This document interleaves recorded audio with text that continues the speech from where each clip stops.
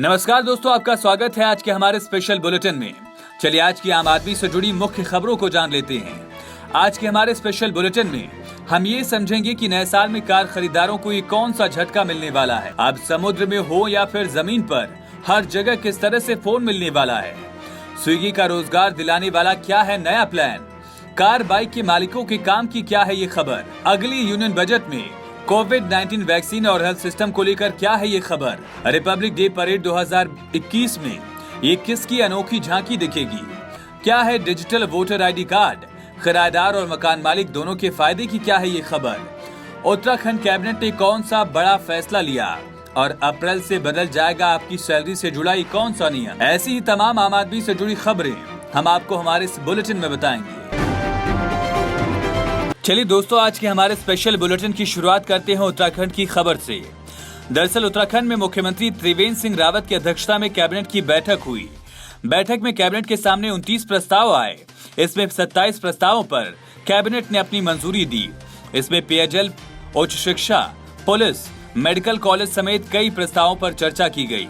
आपको बता दें कि शासकीय प्रवक्ता मदन कौशिक ने जानकारी दी कि कैबिनेट बैठक में सबसे महत्वपूर्ण कोविड-19 की वैक्सीन का प्रेजेंटेशन कैबिनेट के सामने रखा गया और फैसला लिया गया कि 20% लोगों को उत्तराखंड में कोविड-19 की वैक्सीन लगाई जाएगी। इसमें 55 साल के ऊपर के लोग और कोविड-19 में फ्रंटलाइन पर काम करने वाले कर्मचारी शामिल होंगे। कैबिनेट की बैठक में ये भी फैसला लिया गया कि 15 दिसंबर से प्रदेश में सभी उच्च शिक्षण संस्थान खोले जाएंगे। अगर आप उत्तर प्रदेश के रहने वाले हैं तो इस खबर को ध्यान से समझ लीजिए। दरअसल उत्तर प्रदेश की योगी सरकार किराएदारों के लिए नया कानून लाने की योजना बना रही है ताकि मकान मालिक के साथ किराएदारों के हितों की रक्षा की जा सके। सरकारी प्रवक्ता के मुताबिक आवास विभाग ने Uttar Pradesh urban complex rating regulation अध्यादेश 2020 का मसौदा जारी किया है। नए किराएदारी कानून के लिए जनता से आवास बंधु वेबसाइट पर 20 दिसंबर तक सुझाव मांगे गए हैं। प्रवक्ता के मुताबिक किराएदारी कानून के कार्यान्वयन के साथ सरकार राज्य में एक किराया प्राधिकरण का गठन भी करेगी। मौजूदा समझौते के तहत मालिक हर साल 10% किराया बढ़ाता है, लेकिन नया कानून लागू होने के बाद आवासीय संपत्तियों पर 5% और गैर आवासीय संपत्तियों पर 7% वार्षिक किराया बढ़ जाएगा।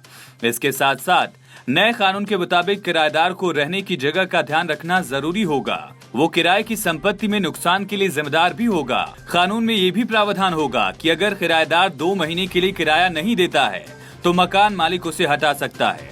आपको बता दें कि मकान मालिक को किराएदार के विवरण को किराया प्राधिकरण को सूचित करना होगा। दोस्तों, अब आपको आधार कार्ड की तरह ही अपना वोटर आईडी कार्ड भी डिजिटल फॉर्मेट में रखने की सुविधा मिल सकती है। इससे उन लोगों को बड़ी राहत मिलेगी जो अपने गांव शहर से दूर दूसरे प्रदेशों में रहते हैं और अपना वोटर आईडी चेंज नहीं करवाना चाहते। ऐसे लोग अब तक नई जगह पर वोट देने से रह जाते हैं और अब डिजिटल वोटर आईडी डाउनलोड करने की सुविधा मिलने से कोई भी भारतीय मतदाता देश के किसी भी कोने से मतदान कर सकेगा। ये सुविधा मिलने पर वोटर अपने पहचान पत्र का डिजिटल वर्जन अपने मोबाइल में रख सकेंगे और चुनावों के वक्त इसी डिजिटल वर्जन के वोटर आईडी कार्ड को ही दिखाकर वोट भी डाल सकेंगे। अभी भारतीय विशिष्ट पहचान प्राधिकरण आधार कार्ड को डिजिटल फॉर्मेट में रखने की सुविधा दे रखी है।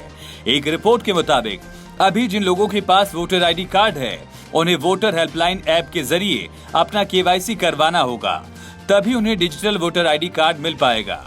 एक बार केवाईसी करवाने के बाद वोटर आईडी प्राप्त मौजूदा मतदाता भी online voter ID card download कर सकेंगे। इससे उन्हें वोटर आईडी कार्ड मिलने में लेट लतीफी की समस्याओं से भी छुटकारा मिलेगा। कहा तो ये भी जा रहा है कि एक बार डिजिटल वोटर आईडी कार्ड की सुविधा शुरू हो जाने पर विदेशों में रह रहे भारतीयों को भी अपने मताधिकार के प्रयोग की छूट मिल जाएगी, क्योंकि वो भी अपने पास डिजिटल वोटर आईडी कार्ड रख सकेंगे। और ध्यान रहे कि अभी विदेश में रह रहे भारतीयों को मतदान करने की सुविधा नहीं दी गई है। प्रभु श्री राम की नगरी अयोध्या में बन रहे भव्य और दिव्य मंदिर का वैभव इस बार दिल्ली में राजपथ के जरिए पूरी दुनिया देखेगी।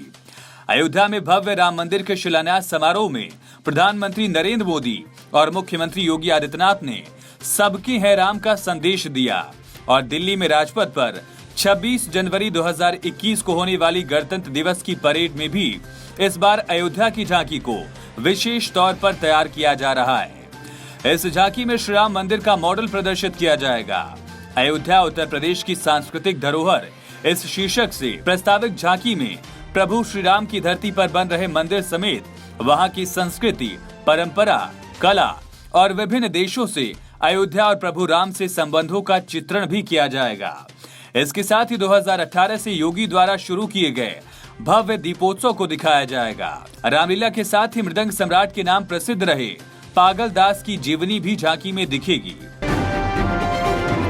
दोस्तों, अगले यूनियन बजट में कोविड-19 वैक्सीन की खरीद, स्टोरेज, ट्रांसपोर्टेशन और डिस्ट्रीब्यूशन के लिए विशेष ऐलान और देश के पब्लिक हेल्थ सिस्टम के लिए भी विशेष बजट का प्रावधान हो सकता है। एक रिपोर्ट में सरकारी सूत्रों के हवाले से इस बारे में जानकारी भी दी गई। सूत्रों का कहना है कि रकम करीब 80,000 करोड़ रुपए तक हो सकती है और इसका बजट केंद्र सरकार द्वारा खर्च किया जाएगा। इसके अलावा राज्य और प्राइवेट सेक्टर भी अपने स्तर पर खर्च करेंगे। भारत में हर शख्स को वैक्सीन उपलब्ध कराना दुनिया के सबसे बड़े वैक्सीन प्रोग्राम में से एक होने वाला है। आपको बता दें कि वित्त मंत्री निर्मला सीतारमण 1 फरवरी 2021 को अगला बजट पेश करेंगी। इस रिपोर्ट में कहा गया कि मोदी सरकार हेल्थ सेक्टर में सुधार के लिए 15वें वित्त आयोग की सिफारिशों को भी मान चुकी है। कहा जा रहा है कि हेल्थ सेक्टर पर होने वाला ये खर्च देश की जीडीपी के आधार पर पहले से तय हिस्सेदारी के मुकाबले दोगुना होगा। साथ ही सरकार मेडिकल प्रोफेशनल्स की डेडिकेटेड काडर भी तैयार करेगी। अगर आप कॉल न लगने या वॉइस ब्रेक होने जैसी समस्याओं से परेशान हैं, तो अब आपकी ये मुश्किलें आसानी से दूर हो सकती हैं। बस आपको पब्लिक सेक्टर की कंपनी बीएसएनएल की खास सर्विस का इस्तेमाल करना होगा। दरअसल public sector telecom company BSNL ने सैटेलाइट आधारित इंटरनेट ऑफ थिंग्स उपकरण सेवा की शुरुआत की है। कंपनी की सेवा का इस्तेमाल देश की समुद्री सीमा के अंदर कहीं भी उन जगहों पर किया जा सकता है जहां मोबाइल टावर नहीं है, वहां भी। ऐसे में कंपनी की सर्विस पहले की तुलना में काफी बेहतर हो जाएगी। बीएसएनएल ने एक बयान में कहा कि ये दुनिया का पहला सैटेलाइट बेस्ड आईओटी नेटवर्क है और इसको अमेरिका के स्काइलो के साथ साझेदारी में शुरू किया गया है। स्काइलो ने भारत में इस्तेमाल के लिए इन उपकरणों को तैयार किया। बीएसएनएल के चेयरमैन और प्रबंध निदेशक पीके पुरवारने का कहना है कि स्काइलो के उपकरणों को सिर्फ ये सरकारी कंपनी ही उपलब्ध कराएगी और इसकी हर इकाई की कीमत 10,000 रुपए है। इस चौकोर आकार के उपकरण को ग्राहक देश भर में कहीं भी ले जा सकते हैं और अपने स्मार्टफोन से कनेक्ट करके कम्युनिकेशन कर सकते हैं। उन्होंने कहा कि स्काइलो 2021 में कोविड-19 के टीके के प्रभावी वितरण के लिए लॉजिस्टिक क्षेत्र को अहम आंकड़े उपलब्ध कराने में भी मदद करेगी। ऑनलाइन खाना बेचने वाली कंपनी स्विगी ने कहा है कि प्रधानमंत्री स्ट्रीट वेंडर्स आत्मनिर्भर निधि योजना के तहत वो रेहड़ी पटरी वालों के लिए अपनी योजना का विस्तार 125 शहरों में करेगी। देश भर में लगे लॉकडाउन के बीच केंद्र सरकार ने रेहड़ी पटरी वालों और छोटी दुकान चलाने वालों को सस्ता कर्ज देने के लिए इस योजना की शुरुआत की थी और इसके लिए स्विगी ने आवास एवं शहरी मामलों के मंत्रालय के साथ अहमदाबाद, वाराणसी, चेन्नई, दिल्ली और इंदौर में एक पायलट परियोजना लागू की थी। इसके तहत 300 से अधिक रेहड़ी पटरी वाले पहले ही उसके मंच से जुड़ गए हैं।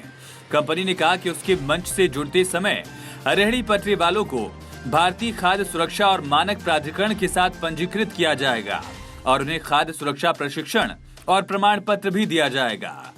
पीएम स्वनिधि योजना के तहत इसमें ज्यादा से ज्यादा 10,000 रुपए तक का लोन मिलेगा और ये बेहद आसान शर्तों के साथ दिया जाएगा। इसमें किसी गारंटी की जरूरत नहीं होगी और इस तरह का अनसिक्योर्ड लोन होगा। ये आपको बता दें कि सड़क किनारे ठेले या रेहड़ी पटरी पर दुकान चलाने वालों को ये कर्ज दिया जाएगा। फल, सब्जी, लॉन्ड्री, सैलून और पान की दुकानें भी इसमें शामिल की गई हैं। अगर आपके पास कार या बाइक है तो उस खबर को ध्यान से समझ लीजिए। आपको बता दें कि कार या बाइक रखने वालों के लिए पर्सनल एक्सीडेंट कवर लेना जरूरी होता है, लेकिन अलग अलग शर्तों की वजह से ग्राहकों के बीच हमेशा कंफ्यूजन भी होती है। हेल्थ और टर्म प्लान में स्टैंडर्ड प्रोडक्ट के बाद अब पर्सनल एक्सीडेंट कवर में भी स्टैंडर्ड पॉलिसी आएगी और इसके लिए इंश्योरेंस रेगुलेटर IRDAI ने ड्राफ्ट सर्कुलर जारी किया है। इसके मुताबिक इंश्योरेंस इंडस्ट्री में कई पर्सनल एक्सीडेंट प्रोडक्ट मौजूद हैं और ग्राहक के लिए चुनना कठिन होता है। इसलिए नए प्रोडक्ट में सभी कंपनी के फीचर्स एक समान होंगे, लेकिन कंपनियों को कीमत तय करने का अधिकार होगा। इनमें कुछ खास बातें हैं, जैसे कि इंश्योरेंस इंडस्ट्री में कई पर्सनल एक्सीडेंट प्रोडक्ट हैं और इसलिए ग्राहक के लिए चुनना मुश्किल है। नए प्रोडक्ट में सभी कंपनियों की फीचर्स एक समान होंगे। कंपनियों को कीमत तय करने का अधिकार होगा। IRDAI ने स्टैंडर्ड पॉलिसी के लिए ड्राफ्ट सर्कुलर जारी किया है। स्टैंडर्ड पॉलिसी से मोटर इंश्योरेंस से मिस सेलिंग पर रोक लगेगी। पर्सनल एक्सीडेंट कवर में मृत्यु और स्थायी विकलांगता कवर होती है। हेल्थ और टर्म इंश्योरेंस के बाद पर्सनल एक्सीडेंट कवर में स्टैंडर्ड पॉलिसी और गाड़ी चलाने वालों के लिए एक पर्सनल एक्सीडेंट कवर होना जरूरी है। और यही नहीं, IRDAI जल्द ऐसी व्यवस्था भी करने जा रहा है जिससे नौकरी पेशा लोगों को मेडिक्लेम मुफ्त मिले। अगर आप अगले साल कार खरीदने की सोच रहे हैं तो ये खबर आपके काम की है। दरअसल कार कंपनी फोर्ड इंडिया ने भी जनवरी से अपनी सभी गाड़ियों के दाम बढ़ाने का ऐलान किया है। फोर्ड इंडिया का कहना है कि इनपुट कॉस्ट बढ़ने के कारण 1 जनवरी 2021 से गाड़ियों के सभी मॉडल्स के दाम को 3% तक बढ़ाया जाएगा। मतलब ये कि अलग अलग मॉडल के हिसाब से कारें 5,000 रुपए से लेकर 35,000 रुपए तक महंगी होंगी। उन्होंने ये भी कहा कि इनपुट कॉस्ट बढ़ने की वजह से कदम उठाया गया है। हालांकि जिनकी बुकिंग 2020 में हो चुकी है उन्हें मॉडल्स पर ज्यादा कीमतें नहीं चुकानी होंगी। उन्हें पुराने दाम पर ही गाड़ियां डिलीवर की जाएंगी। दोस्तों, अप्रैल महीने से कर्मचारियों की सैलरी, PF और ग्रेच्युटी के नियमों में बदलाव होने जा रहा है। दरअसल केंद्र सरकार नए कंपनसेशन नियम लागू करने का प्लान बना रही है और इसकी वजह से कंपनियों की बैलेंस शीट में बदलाव देखने को मिलेगा। इन नए नियमों की वजह से कर्मचारियों की salary slip, provident fund, gratuity, हाथ में आने वाली सैलरी में भी बदलाव होगा। आपको बता दें कि ये नियम पिछले साल संसद में पारित हुए वेज कोड का हिस्सा हैं। अगले फाइनेंशियल ईयर से वेतनमान की नई परिभाषा शुरू होने वाली है। इन नियमों में अलाउंस की लिमिट तय है। ये कुल सैलरी का 50% से ज्यादा नहीं होगा। एक रिपोर्ट के मुताबिक इन नियमों के बाद कंपनी के ज्यादातर पे स्ट्रक्चर में बदलाव देखने को मिलेगा। कर्मचारी और कंपनी दोनों के PF कंट्रीब्यूशन में इजाफा होगा। PF कंट्रीब्यूशन के बढ़ने से कई एग्जीक्यूटिव की हाथ में आने वाली सैलरी घट सकती है और रिटायरमेंट के बाद ग्रेच्युटी की रकम बढ़ जाएगी। इसके अलावा PF का कंट्रीब्यूशन बढ़ने और ग्रेच्युटी के ज्यादा भुगतान से कंपनियों की कॉस्ट बढ़ सकती है।